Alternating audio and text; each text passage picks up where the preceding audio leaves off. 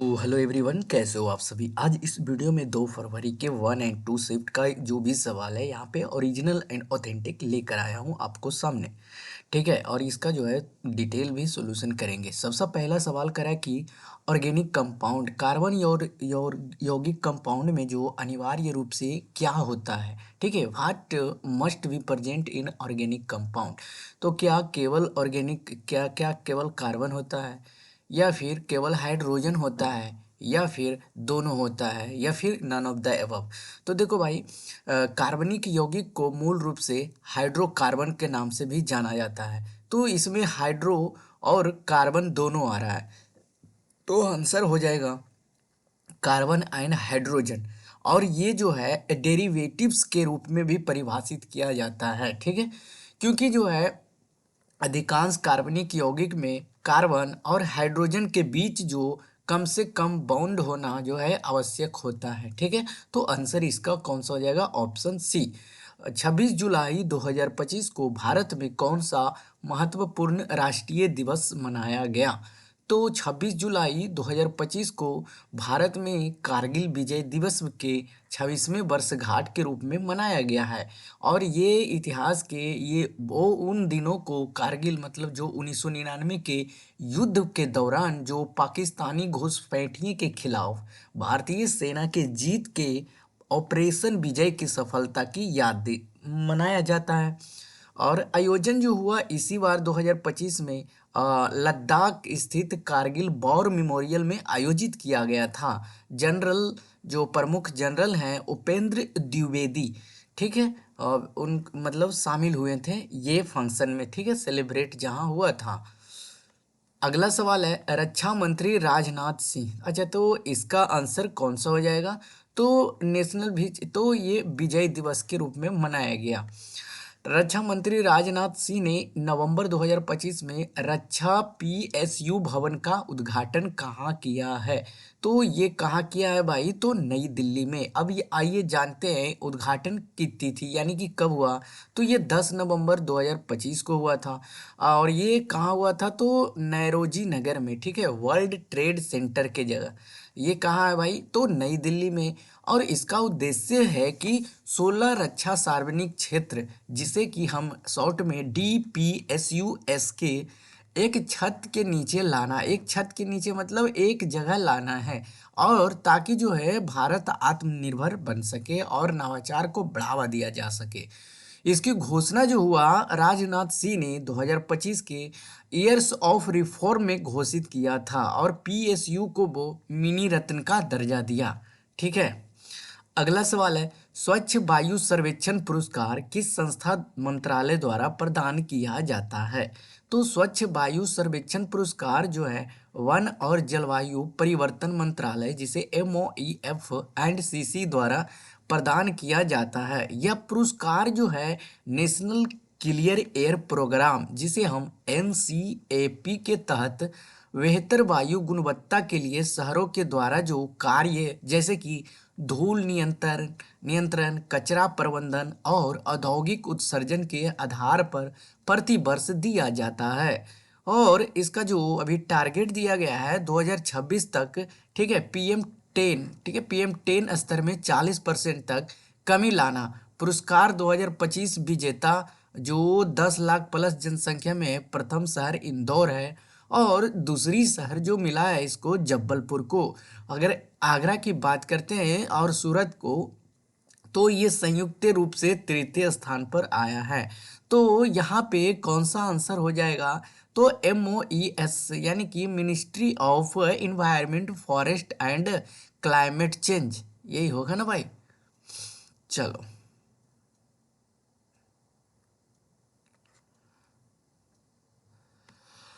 प्रधानमंत्री नरेंद्र मोदी ने जून 2025 में दुनिया के सबसे ऊंचे रेलवे आर्च ब्रिज का कहाँ उद्घाटन किया।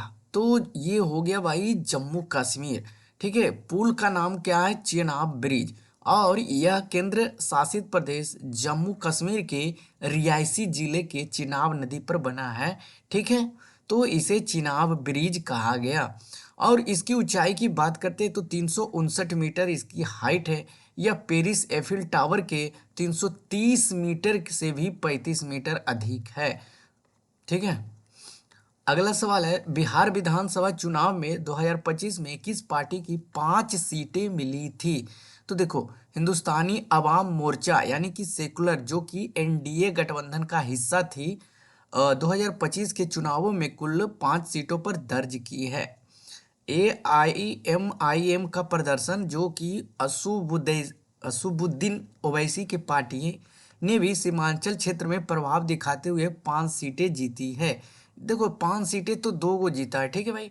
एक जो हिंदुस्तान अवाम मोर्चा था सेकुलर, और एक AIMIM थे। ठीक है, जो अबू असुबुद्दीन ओवैसी का पार्टी था। बीजेपी के 89 सीटें जीतकर सबसे बड़ी पार्टी बनी थी इस बार। जदयू जो था 85 सीटें हासिल कर पाया और आरजेडी 25 सीटों पर ही सिमट गया। LGP जो कि रामविलास जी के पासवान जी के पार्टी है, उन्होंने 19 सीटों में जो है केवल 6 सीटों पर जीत हासिल कर सका। ठीक है। तो इसका आंसर कौन सा हो जाएगा? लेकिन ये तो नहीं भाई, 19 सीटें जीत पाया। इसको मिला था कितना? 29 की 31 सीट मिला था, 19 सीट जीत लिया। कांग्रेस को केवल 6 सीट मिला। ठीक है। तो इसमें कहा कि किस पार्टी को 5 सीटें मिली थी? तो हिंदुस्तानी अवाम मोर्चा। अगला सवाल है, डिजिटल मीडिया कंपनी मोक इंटरटेनमेंट के सह संस्थापक कौन था? अभी कौन बना है? तो इसमें रणवीर इलाहाबादिया दोनों तीनों में है, तो इसको हटा दो पहले। अब रणवीर इलाहाबादिया के साथ विराज सेठ है भाई। ठीक है। तो आंसर कौन सा हो जाएगा? विराज सेठ एंड रणवीर इलाहाबादिया, जो कि एक यूट्यूबर हैं। ठीक है, सभी को पता है, बियर बाइसेप के नाम से जाना जाता है। विराज सेठ इस कंपनी के सह संस्थापक और CEO हैं। रणवीर इलाहाबादिया सह संस्थापक दोनों हैं मिलके। जोधपुर में आधुनिक खेल परिसर का निर्माण किस विभाग एजेंसी के मुख्य निर्देशन में किया गया है? बताओ भाई, जोधपुर में जो अभी खेल हुआ है, तो इसका आंसर कौन सा हो जाएगा? राजस्थान PWD, राजस्थान सार्वजनिक निर्माण विभाग। ठीक है। अगले सवाल की तरफ बढ़ता हूँ भाई।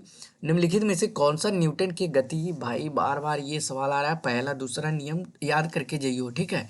न्यूटन का तीसरा नियम करा है कि इस नियम के अनुसार प्रत्येक क्रिया को बराबर और विपरीत दिशा में प्रतिक्रिया होती है।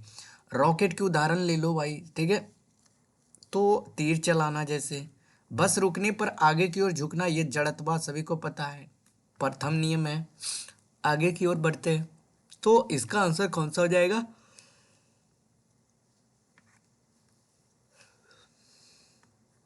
चैंपियंस ट्रॉफी 2025 में 165 रन का व्यक्तिगत स्कोर किस खिलाड़ी ने बनाया है? तो आइए, वेन डेकेट ने ऑस्ट्रेलिया के खिलाफ टूर्नामेंट के चौथे मैच में 143 गेंदों पर 165 रन बनाए थे। ठीक है, चैंपियंस ट्रॉफी में। तो बेन डकेट हो जाएगा। परिनालिका के बाहर चुंबकीय क्षेत्र की दिशा क्या होती है? तो देखो, आइडल आदर्श परिनालिका को जो बाहरी चुंबकीय क्षेत्र, जो कि उत्तरी और दक्षिणी ध्रुव की ओर होती है, ये जो है चुंबकीय क्षेत्र लगभग शून्य, नेग्लिजेबल होती है, क्योंकि वह बाहर चुंबकीय क्षेत्र रेखाएं जो विसरित हो जाती है। तो कह रहा कि which direction of magnetic field outside A solenoid, तो उत्तरी ध्रुव और दक्षिणी ध्रुव हो जाएगा यहाँ पे। ठीक है भाई, चुंबकीय क्षेत्र यहाँ होता है उत्तरी।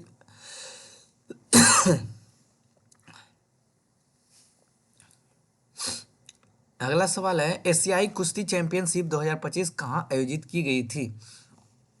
तो एशियाई कुश्ती जो 2025 का आयोजन हुआ था, ओमान में हुआ था, राजधानी। ठीक है, जो कि 25 से 30 मार्च के बीच में हुआ था, और ये कैवा संस्करण था? 21वां संस्करण था। भारत ने इसमें 10 पदक जीता, और भारतीय दल ने 1 स्वर्ण, 3 गोल्ड और 6 सिल्वर जीत चुके हैं। अंडर 23 और अंडर 17 चैंपियनशिप में वुंग ताओ वियतनाम हासिल किया। अंडर 20 चैंपियनशिप, भाई ये सब एक बार देख लियो, आपका PDF जो है टेलीग्राम पे दे दूंगा। ठीक है, वहाँ से देख लेना। तो ये क्या हो जाएगा आंसर इसका? Where was the Asian wrestling championship 2025? तो अमान हो जाएगा जॉर्डन। अगला सवाल है, सितंबर 2025 में दुबई में आयोजित 7वें फ्यूचर फूड फोरम का मुख्य विषय क्या था?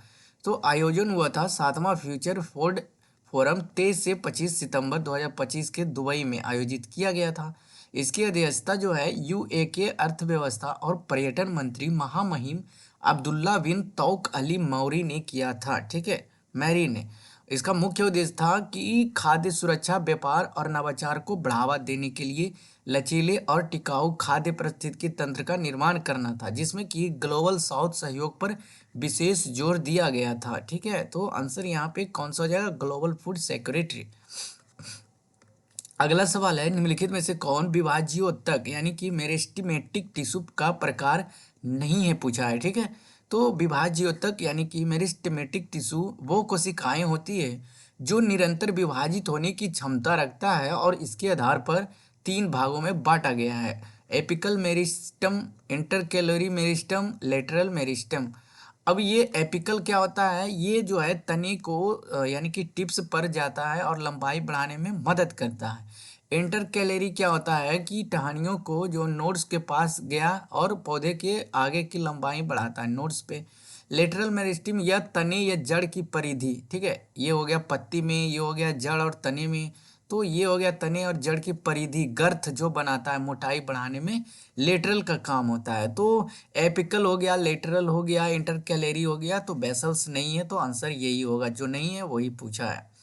अगला सवाल है, चिकनी अंतर्द्रव्य जालिका यानी कि स्मूथ इंडोप्लाज्मिक रेटिकुलम का मुख्य कार्य क्या होता है? तो एसीआर यानी कि राइबोसोम्स में जो ट्यूबुलर संरचना होती है वो स्टेरॉयड हार्मोन, कोलेस्ट्रॉल जैसे लिपिडों का जो है संश्लेषण करती है।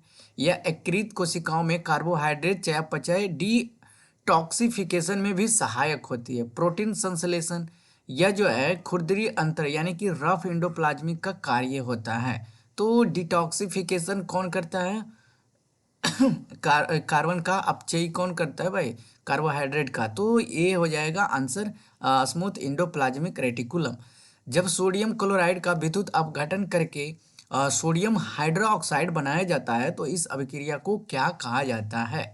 क्या कहा जाता है भाई? तो देखो, इस अभिक्रिया को क्या कहा जाता है? सोडियम हाइड्रोक्साइड बनाया गया तो इसको जो कहेंगे क्लोरो क्षारीय प्रक्रिया। ठीक है, इसमें क्या होता है कि सोडियम क्लोराइड जो है खारे पानी में इलेक्ट्रिक यानी कि विद्युत प्रवाहित की जाती है। ठीक है, खारे पानी में, और ये विघटित होकर सोडियम हाइड्रोक्साइड, ठीक है, सोडियम हाइड्रोक्साइड को क्लोरीन गैस और हाइड्रोजन गैस बनाता है। और इस प्रक्रिया में जो भी प्रोसेस होता है वह क्लोरो क्षार प्रक्रिया कहा जाता है। ठीक है, अगला सवाल है, किस अंतर्राष्ट्रीय संस्थान के रिपोर्ट के अनुसार भारत ने पिछले एक दशक में 171 मिलियन लोगों की अत्यधिक गरीबी से बाहर निकाला है? बताओ भाई, कौन निकाला है? क्या वो आईएमएफ है, या फिर वर्ल्ड बैंक है, या यूएनडीपी है, या डब्ल्यूटीओ है? बताओ। ये डब्ल्यूटीओ वर्ल्ड ट्रेड ऑर्गेनाइजेशन हो गया, आईएमएफ इलेक्ट्रॉनिक मॉनेटरी फंड हो गया। तो सबका मुख्यालय भी बताओ भाई।